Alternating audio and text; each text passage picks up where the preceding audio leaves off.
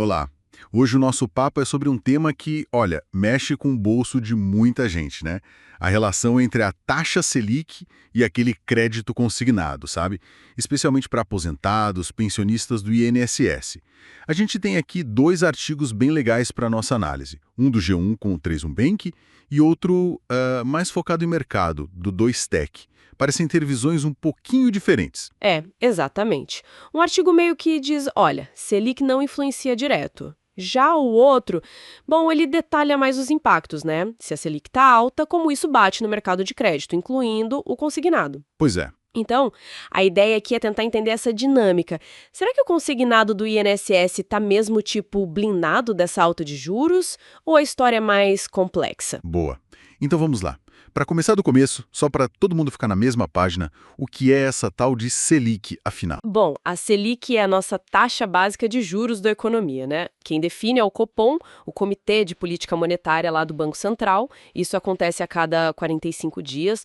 Pensa nela como, assim, a grande referência. Todas as outras taxas de juros, de um jeito ou de outro, olham para ela. Entendi. Quando a Selic sobe, o custo do dinheiro para os bancos, para as financeiras, fica mais caro. Simples assim. Certo, certo. E aí entra o consignado para o pessoal do INSS. O artigo do G1321 Bank fala de uma proteção importante, né? Algo sobre as taxas. Sim, e esse é um ponto-chave mesmo. As taxas de juros para o consignado do INSS, elas têm um limite máximo, um teto. Quem estabelece isso é o Conselho Nacional de Previdência Social, o CNPS. Ah, o CNPS. Exato. E a intenção é muito clara, é proteger os beneficiários, né? Evitar juros que sejam considerados abusivos, excessivos. Por isso que, tecnicamente falando, o artigo está correto em dizer que a Selic não define diretamente essa taxa final. Aquela que chega para o aposentado, para o pensionista. Faz sentido. Mas aí que a coisa fica interessante, né? Porque se a taxa tem esse teto, por que o outro artigo, o do 2Tech, sugere que a Selic ainda assim é, tipo, um fator de preocupação? Onde que está o pulo do gato? Ah, pois é. É justamente aí, nesse impacto que a gente chama de indireto. O teto, ok, ele protege o consumidor final na ponta. Mas a Selic, que as fontes que a gente viu colocam em 14,75% ao ano, nossa, é alta, né? Ela afeta direto o que a gente chama de custo de captação dos bancos e das financeiras. Custo de captação. Explica um pouquinho melhor isso. Como funciona? Tá, certo? E essa Selic alta significa que esse dinheiro ficou mais caro para ele.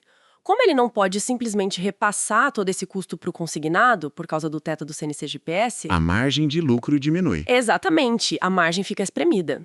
Fica mais apertado para eles ganharem dinheiro com essa operação específica do consignado. Entendi. Nossa, que interessante.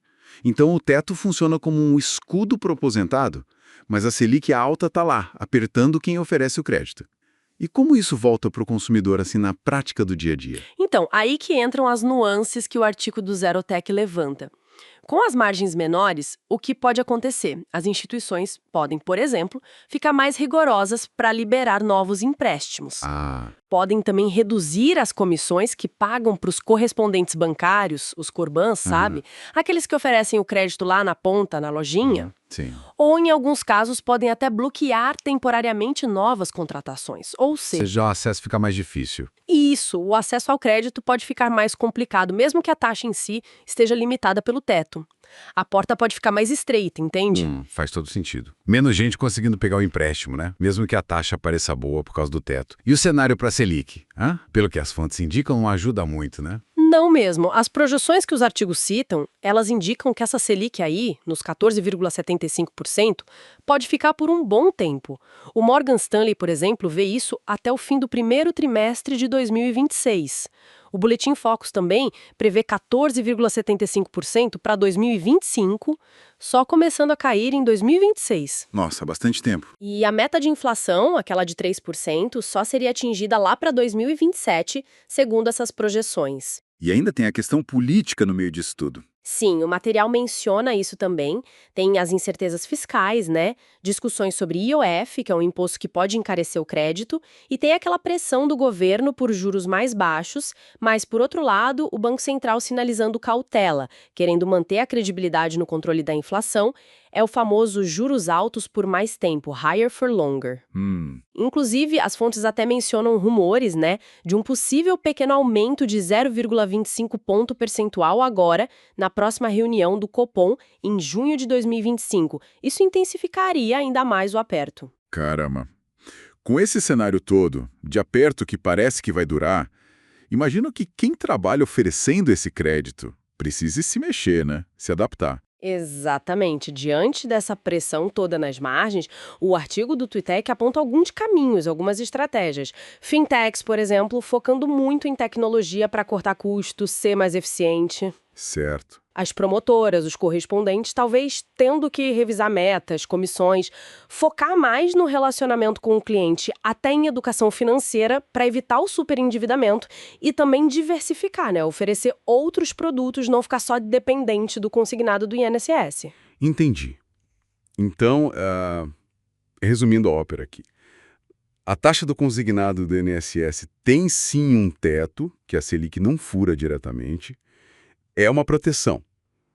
Mas uma Selic muito alta e por muito tempo, como a gente está vendo e como as projeções indicam, ela acaba apertando quem empresta o dinheiro. Precisamente. E esse aperto pode significar o quê?